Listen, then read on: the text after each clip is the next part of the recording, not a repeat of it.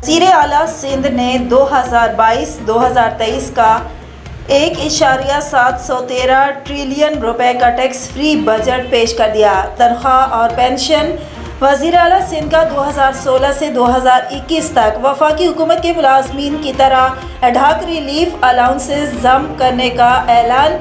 बुनियादी तनख्वाह स्केल 2022 पर नज़रसानी की जा रही है। सिंध हुकूमत के सरकारी मुलाजमीन के लिए वफाकी हुकूमत की तर्ज पर बनाए गए पैटर्न पर अमल किया जा रहा है। वज़ीर आला सिंध का 1 जुलाई 2022 से सरकारी मुलाजमीन की बुनियादी तनख्वाहों में 15% एडहॉक रिलीफ अलाउंस का ऐलान। ग्रेड 1 से 16 के सरकारी मुलाजमीन की बुनियादी तनख्वाह में 33% इजाफा। ग्रेड 17 और उससे ऊपर के सरकारी मुलाजमीन के लिए 30% इजाफा। ग्रेड 5 के पुलिस कांस्टेबल को अगले माह से ग्रेड 7 में तरक्की देने का फैसला। वज़ीर आला सिंध सैयद मुराद अली शाह ने बजट पेश कर दिया। रिपोर्ट कर रहे थे मोहम्मद आसिफ बिल्ला Mayo, anchor person Mayo news.